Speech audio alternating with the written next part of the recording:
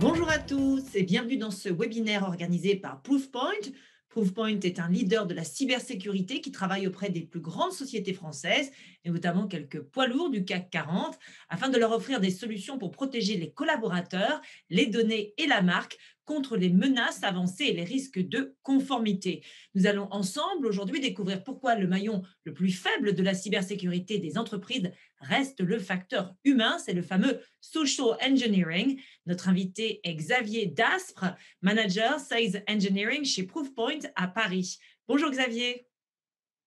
Bonjour Charlotte.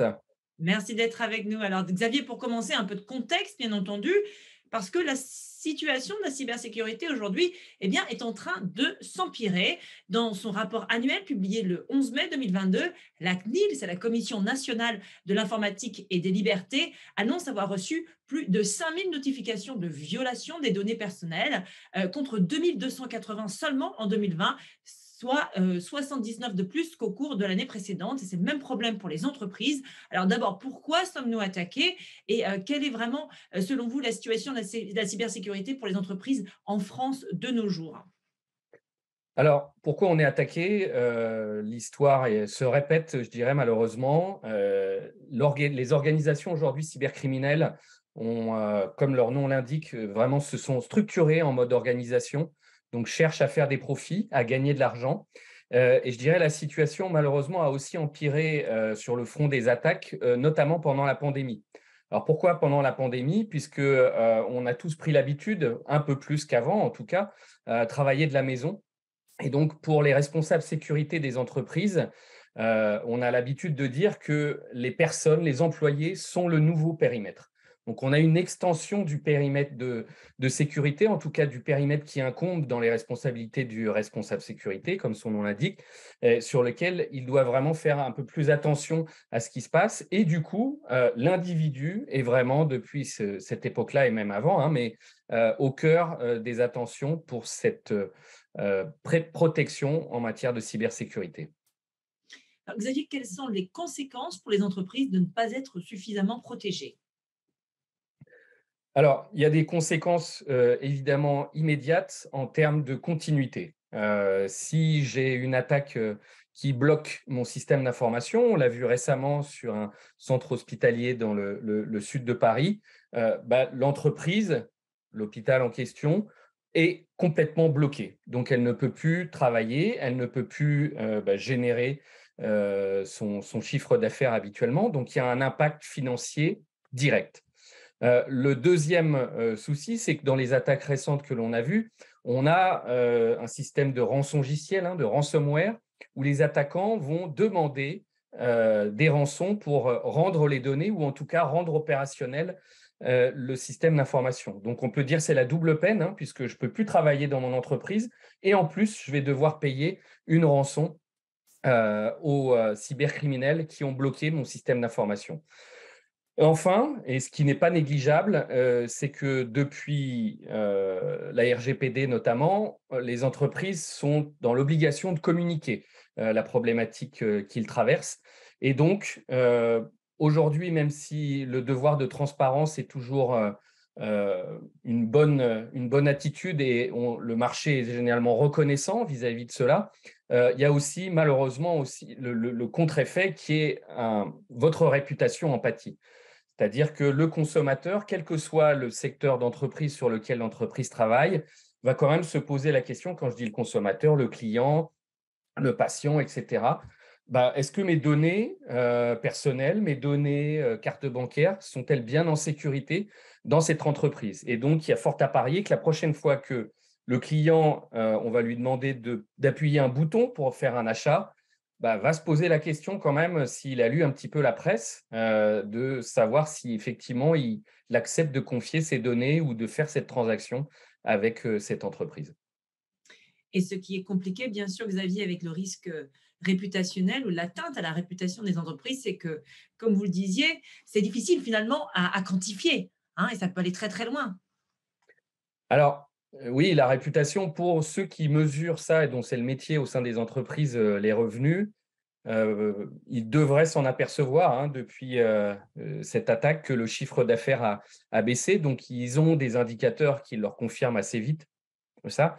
Ce qu'on dit souvent, c'est qu'il y a un fort intérêt justement à communiquer dès le départ, à préparer son plan de communication dès le début de l'attaque, dès le moment où ils en sont victimes, de façon à essayer, je dirais, de moins possible travestir la vérité, cacher des éléments, etc. Il faut essayer justement d'être le plus transparent possible, que ce soit dans les conséquences, mais surtout dans les causes.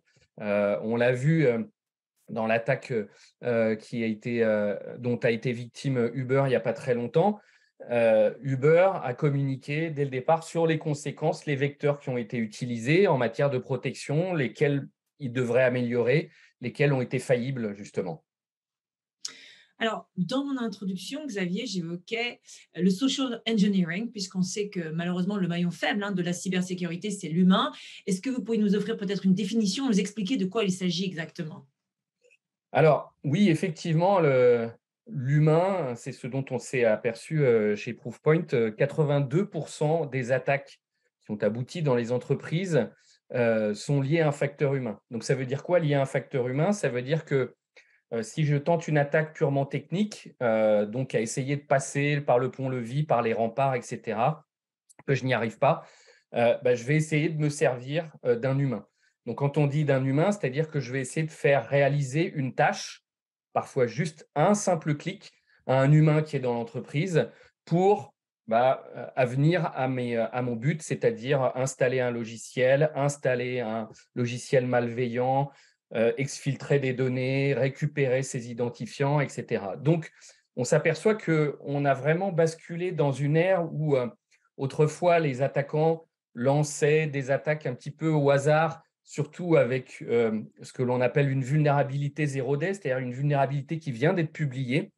Et donc, ils essayent les différents clients cibles un peu au hasard pour voir lequel sera vulnérable. Aujourd'hui, on s'aperçoit que, on parlait tout à l'heure d'organisations cybercriminelles, s'ils veulent être sûrs que leur organisation soit lucrative, donc que l'attaque soit correctement préparée et beaucoup plus de chances d'aboutir, ils doivent mettre l'emphase énormément sur la partie ingénierie sociale. Donc, préparer à qui ils vont viser, récupérer le contexte de cet individu, qui il connaît, avec qui il travaille, qui sont ses fournisseurs, quels médias il utilise le plus, quel type d'email, de discussion il a avec ça, pour que, à l'issue de cette préparation, avec évidemment cet outil technique qui va être quand même le vecteur important, mais que pour avoir toutes les chances que cette attaque fonctionne, tout le volet d'ingénierie sociale qu'il y a autour doit être extrêmement bien travaillé. Mais Xavier, depuis quelques années, on parle quand même beaucoup de cybersécurité. J'imagine que les entreprises ont éduqué quand même leurs collaborateurs à ce risque et malgré tout, vous nous dites que cette technique qui vise à utiliser peut-être la confiance et justement notre côté humain, le côté humain des collaborateurs est de plus en plus utilisé et de plus en plus importante finalement pour les cybercriminels. Et je dirais c'est le réflexe, c'est ces réflexes humains, ces réflexes qu'on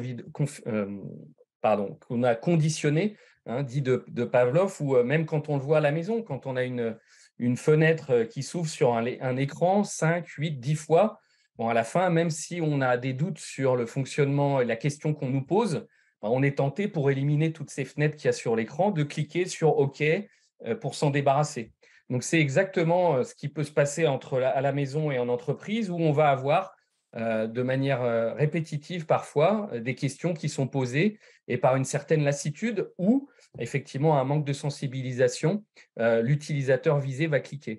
Donc, c'est pour ça que je dirais, on va essayer de réduire un peu ce scope de maillon faible sur l'humain en général, mais les attaquants vont essayer justement de trouver le maillon faible au sein même de l'entreprise. C'est-à-dire celui ou celle qui sera peut-être le ou la moins sensibilisé à ce type d'attaque, le moins averti à ce type de lien ou ce type de fichier que je vais essayer de lui envoyer, le moins averti en usurpant l'expéditeur, peut-être qu'il ou elle connaît un peu moins bien.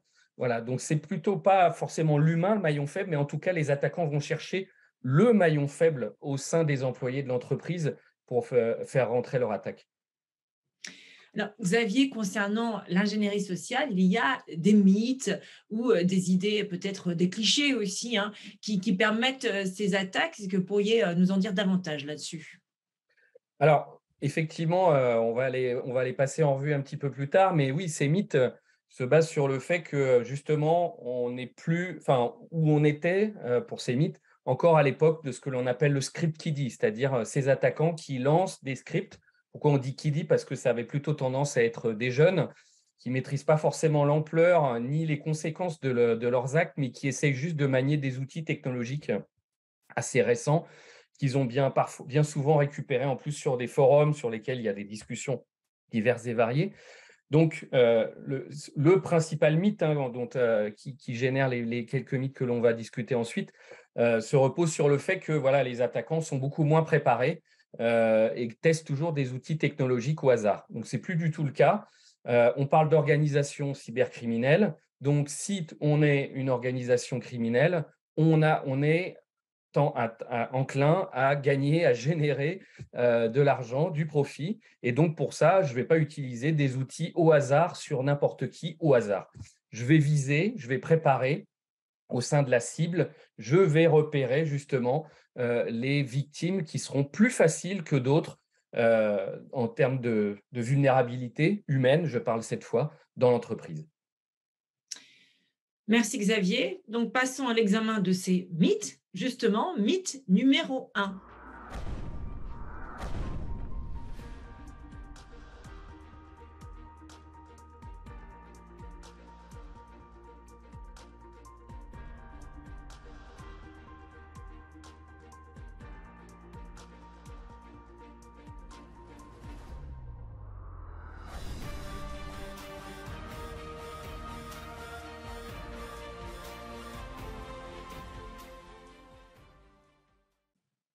Ça fait un peu peur finalement, Xavier. Petite conversation sympa avec la personne qui pourrait ensuite vous attaquer.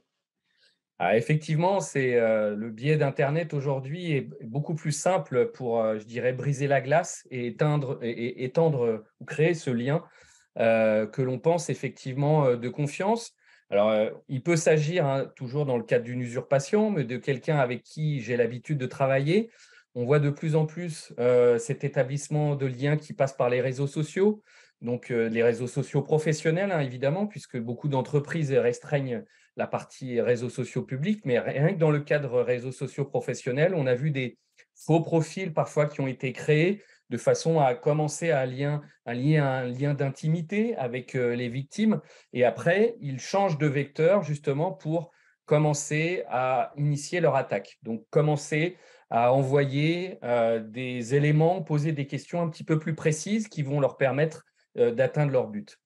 Donc oui, cette intimité, elle est très importante. Ça fait partie de l'établissement du contexte, hein, pour les attaquants. Une fois qu'ils ont repéré leur cible, de pouvoir engager le dialogue directement avec eux de façon à établir déjà cette confiance qui va leur permettre après d'obtenir un peu plus d'informations ou en tout cas la confiance aidant à leur faire des actions, comme je disais au tout départ, qui au départ ils n'auraient pas souhaité faire ou en tout cas dont ils se seraient méfiés. Merci Xavier. On passe au mythe numéro 2.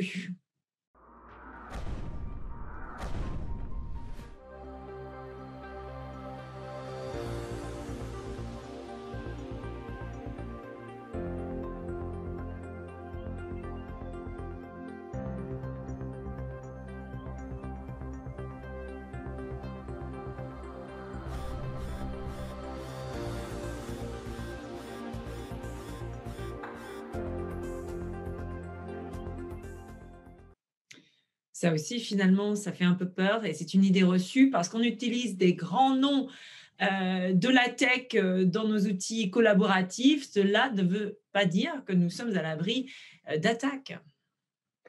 C'est exactement ça. C'est en présence de ces services collaboratifs habituels, hein, sur lesquels l'entreprise a souscrit justement ces plateformes de bureautique, de messagerie, etc., soit en usurpant l'apparence, hein, je dirais, de ces services, soit carrément en compromettant un compte qui appartient à un des employés de l'entreprise. Bah, finalement, là où je croyais discuter avec un collaborateur, quelqu'un qui travaille avec moi dans l'entreprise, je suis en fait en train de discuter déjà avec un pirate. Alors, il y a ce mécanisme dont on parlera un petit peu plus tard de rebond, c'est-à-dire qu'il a peut-être corrompu, un compte avec des identifiants de quelqu'un qui n'est pas sa cible initiale, mais dont le prochain, peut-être c'est vous, c'est nous, c'est-à-dire il va engager à partir de ce compte compromis une discussion avec un des autres collaborateurs de l'entreprise qui est sa cible définitive, ou peut-être l'avant-dernière étape ou une des étapes supplémentaires, pour aller un petit peu plus loin dans le système d'échelonnage, je dirais, de compromission en cascade vers lequel il veut aboutir, et ou de finalement atteindre la personne qui, elle, a la capacité de lui donner l'information ou de faire l'action dont il va avoir besoin. Même pour les, je dirais, entreprises qui ne sont pas clientes de ces services de plateforme, les pirates ont de plus en plus pris l'habitude d'usurper, parfois assez mal, parfois plutôt bien, dans les noms de domaines qui s'en rapprochent, des emails qui apparaissent comme venant d'un de ces comptes Microsoft ou Google. Et donc, c'est pareil, la sensibilisation revient au cœur du sujet, puisqu'il faut avoir quand même un œil. Si les outils ne me permettent pas de le faire tout de suite, certains le peuvent, mais pas toujours. En tout cas, laisser l'humain faire cette dernière décision et attraper, je dirais, cette usurpation au vol en disant non, là, il y a une lettre qui ne correspond pas. Donc, même si l'habillage, le logo, fait apparaître ça comme un mail, un partage de fichiers venant d'une de ces entreprises de services, en fait, il y a quelques éléments qui ne vont pas dans ce mail et qui vont me permettre de l'effacer ou en tout cas de ne pas donner suite à la demande qui m'est faite. Merci Xavier. Passons au mythe numéro 3 avec une nouvelle vidéo.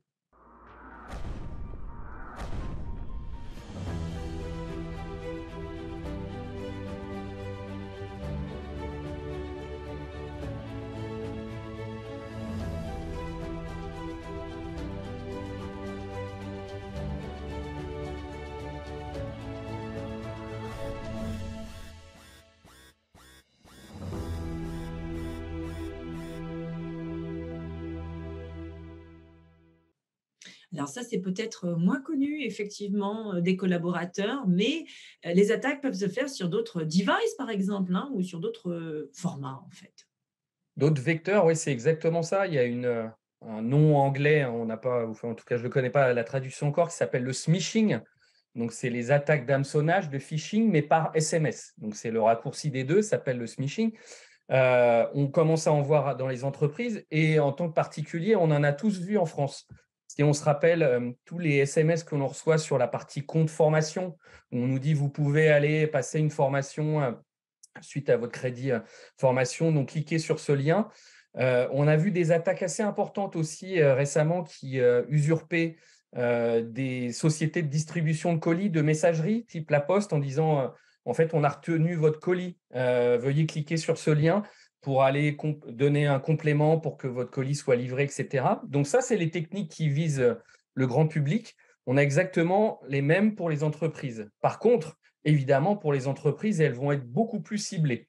On s'aperçoit, par exemple, dans la messagerie WhatsApp, il est très facile de changer le nom avec lequel on apparaît. Donc, même si ce n'est pas un numéro que vous connaissez, le nom qui va apparaître, il y a de fortes chances, si vous êtes la cible d'une attaque de ce type, va faire apparaître un nom que vous connaissez peut-être, avec qui vous travaillez, etc. Donc, on revient sur le mythe d'avant, qui est que justement, vous allez étudier le cercle de confiance de la cible et du coup, il y a de fortes chances, même en passant par ce vecteur, surtout en passant par ce vecteur, qui est plus difficilement contrôlable, hein, puisque là, on parle de messagerie instantanée, de texto, de SMS. Ça va être beaucoup plus difficile de surveiller les entreprises. Et pareil, on reboucle sur ce lien de confiance avec le mythe précédent, c'est-à-dire qu'une fois que je reçois un mail dans lequel on va me demander des actions ou des informations, si c'est une personne qui a déjà initialisé le contact avec moi par messagerie instantanée, bah, j'ai un peu l'impression de le connaître déjà, on s'est déjà parlé. Euh, c'est pareil, il y a beaucoup d'attaques qui sont basées sur des centres d'appel, hein. C'est ce qu'on voyait dans la vidéo tout à l'heure. Donc ça cible plus les entreprises où on vous dit il y a un problème, il n'y a pas d'action à faire concrètement dans le mail, mais on vous demande de rappeler une personne pour mettre à jour votre profil, donc en usurpant par exemple votre responsable informatique ou quelqu'un qui s'occupe de la messagerie ou quelqu'un qui s'occupe de la sécurité. Il y a un problème avec votre compte, il faut réinitialiser votre mot de passe. on a fait attention, on se comporte comme le responsable sécurité, on dit on ne vous demande rien par email, appelez-nous, appelez ce numéro-là. Et donc là, c'est pareil, le but va être assez similaire, récupérer par exemple les identifiants de la victime qui a été ciblée dans cette attaque. Donc, méfiez-vous des textos. On passe au mythe numéro 4. Et à nouveau, une vidéo.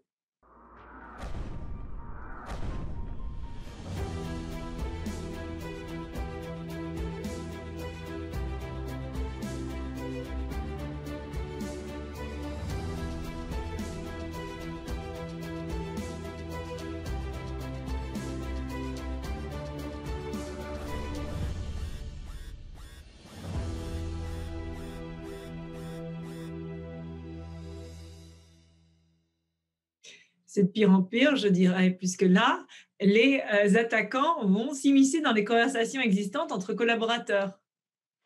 Exactement, donc c'est très lié à ce qu'on disait tout à l'heure, peut-être suite à la compromission d'un compte, suite à un mauvais, je dirais, verrouillage aussi des conversations. On s'aperçoit que dans ces systèmes de messagerie, on peut inviter, comme aujourd'hui pour une conférence, une visio, des personnes qui sont externes à l'organisation.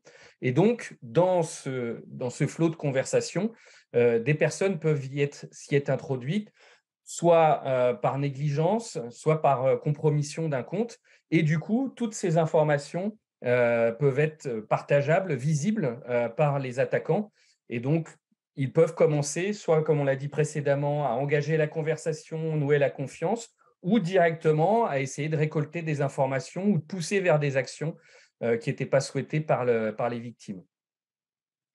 Dernier mythe, numéro 5, avec toujours une vidéo.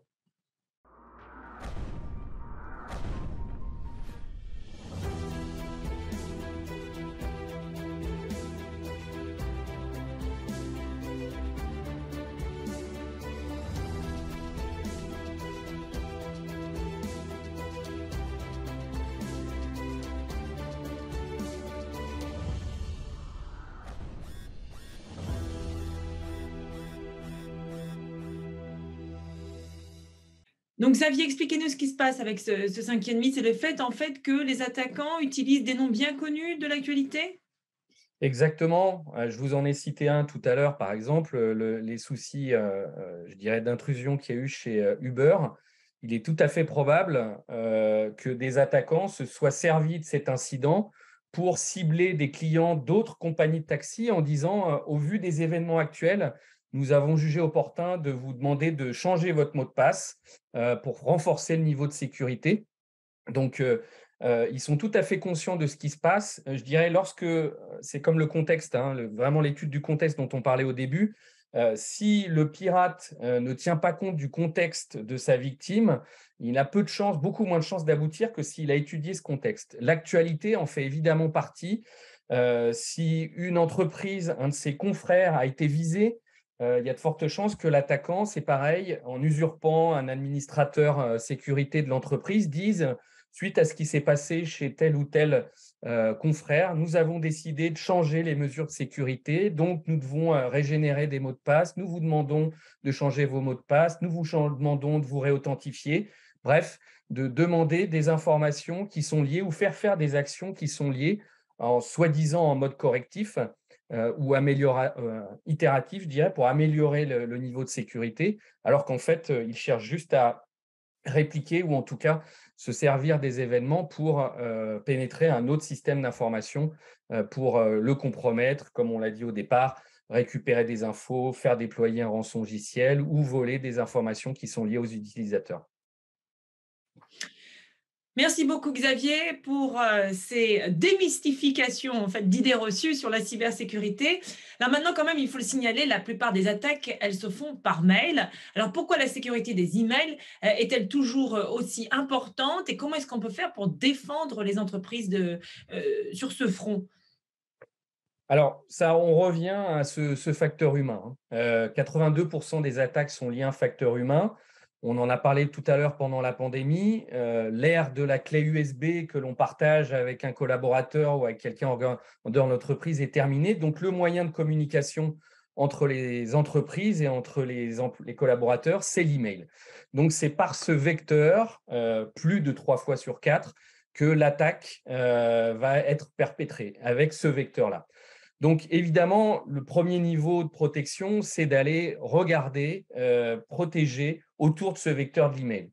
Donc, on a les fonctions classiques dans la messagerie qui sont enlever le spam, enlever les rançongiciels. Mais on l'a dit tout à l'heure, ce qui est plus important, c'est de regarder soit les liens sur lesquels on veut m'emmener, soit les pièces jointes qui sont attachées.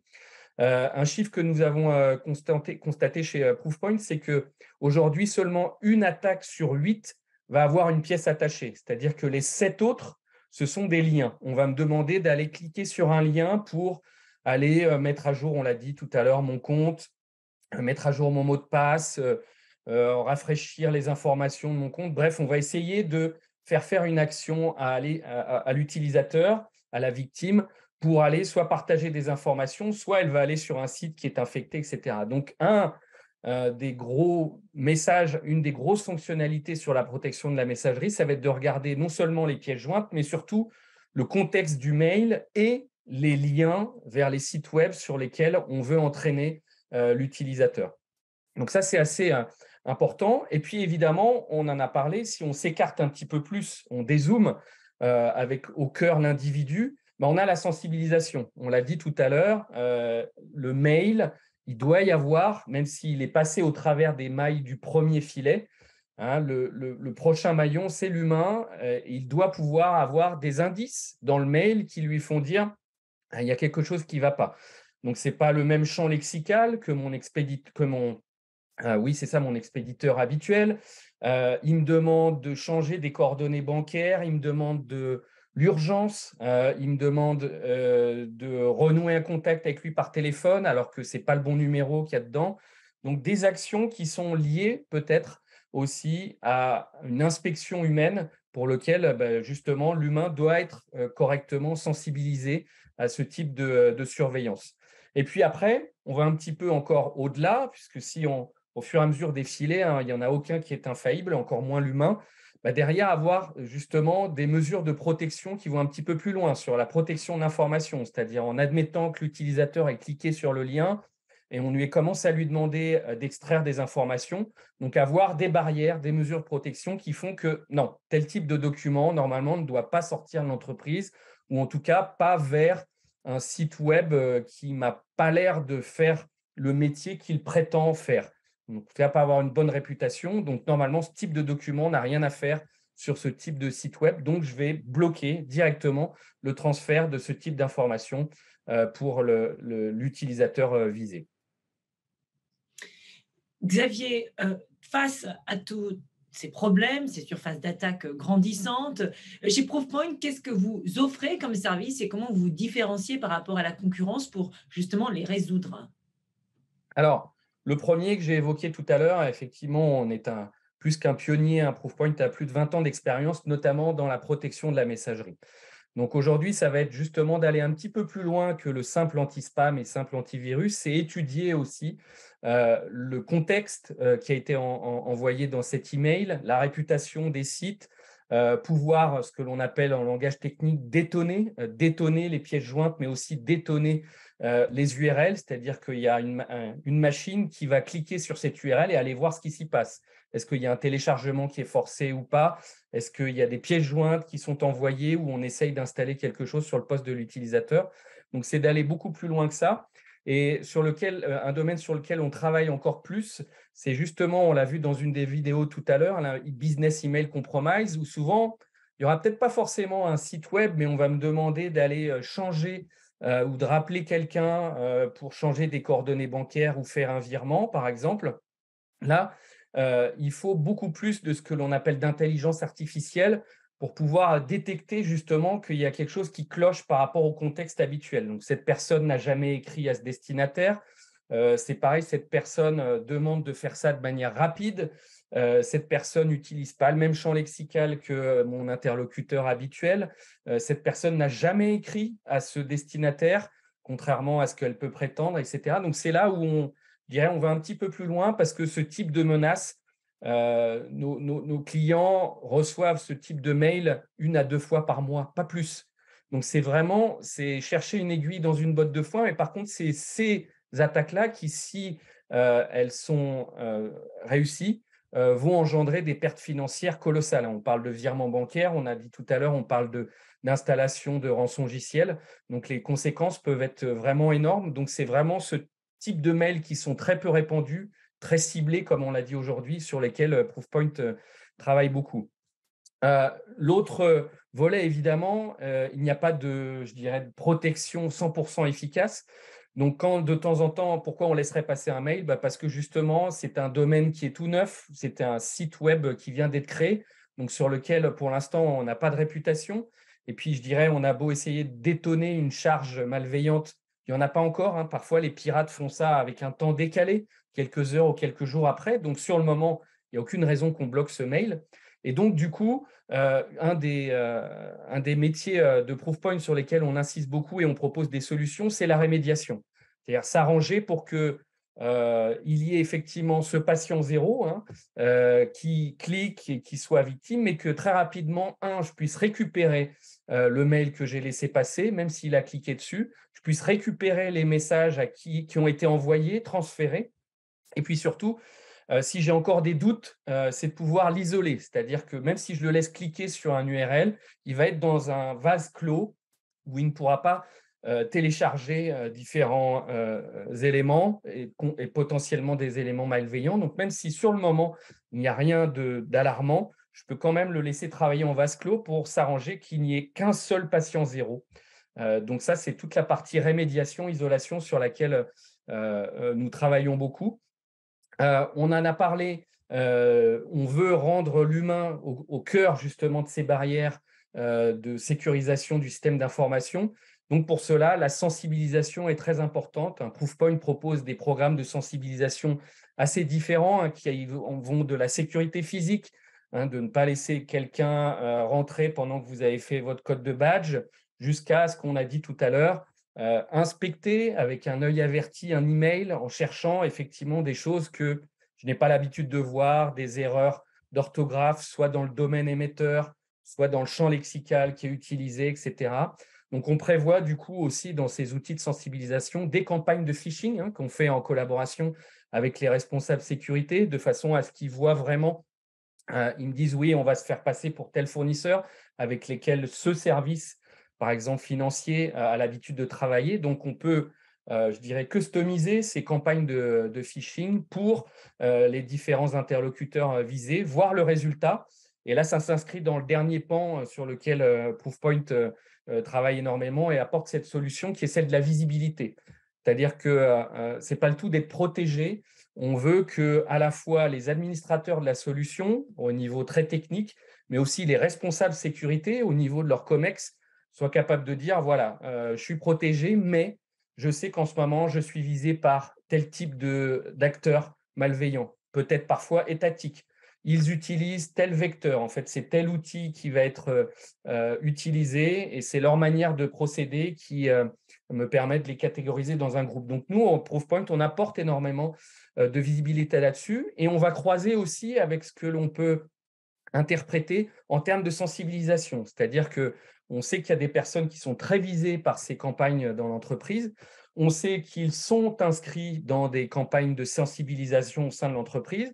On voit qu'ils ne les ont pas toutes réussies ou pas toutes réalisées. Donc, on va vraiment donner des messages d'alerte aux administrateurs et aux responsables sécurité en leur disant attention, ces mêmes personnes qui sont très attaquées, qui en plus ont un certain pouvoir dans l'entreprise, en termes de, je ne sais pas, donner accès à des marchés où là où on va pousser sur des réponses à appel d'offres, par exemple, on sait qu'ils ont des privilèges assez importants dans l'entreprise. Et en plus, ils sont, je dirais, vulnérables parce que peut-être moins de sensibilisation, parce qu'ils n'ont pas pris le temps de le faire, parce qu'ils n'ont pas bien suivi cette formation en question. Donc voilà, pour résumer, je dirais, Proofpoint va apporter en termes de visibilité ce que le commandant d'un bateau voit. C'est-à-dire que oui, je navigue, les eaux ont l'air calmes, mais on va donner ces informations qu'ils vont pouvoir transmettre, par exemple, à leur COMEX, qui dit, en fait, voilà, il y a tel sous-marin qui passe, par contre, vous ne le voyez pas, mais moi, je le vois. Donc, ils ont ciblé un tel et un tel. Il y en a d'autres qui passent. Il y a plein de petits poissons, effectivement, qui ne sont pas très graves, mais que je sais gérer. Donc, donner cette visibilité qui est au-dessus, non seulement au-dessus du niveau de la mer, mais aussi de montrer un petit peu tout ce qui se passe en dessous et comment ils sont protégés et visés. Merci Xavier pour cette belle métaphore qui permet vraiment de comprendre hein, tout ce qui peut se passer. Je voulais mentionner tout de même le fait que chez Proofpoint, vous avez lancé une grande étude sur le social engineering qui est disponible sur le site internet de la marque. Donc n'hésitez pas à le consulter, bien entendu, pour y trouver beaucoup plus de détails.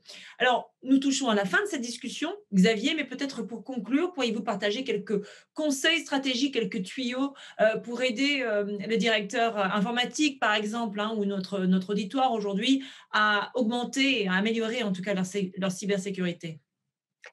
Alors, ce sera le message qu'on a un petit peu partagé ensemble au début, Charlotte, qui est de dire de pas forcément justement considérer l'humain comme le maillon faible, mais le rendre, le mettre vraiment au cœur des préoccupations et des barrières de sécurité. Donc, la messagerie est un point important, mais la messagerie seule ne sera pas gérée de manière toujours automatique. L'humain, celui qui va ouvrir ses emails, doit être au cœur de l'attention, doit être correctement sensibilisé pour que justement on puisse, en termes de protection de messagerie, en termes d'authentification, en termes de respect des périmètres, en termes de qui doit savoir, pareil dans la gestion des informations au sein de l'entreprise, chacun a son rôle à jouer dans la manipulation de certains fichiers, de certains vecteurs, et qu'il soit toujours conscient de ce qu'il fait. Et quand il a un doute, justement, il peut demander à son responsable sécurité ou en tout cas utiliser les outils qui sont mis à sa disposition pour vérifier le bon fondé, le bien fondé de toutes ces actions.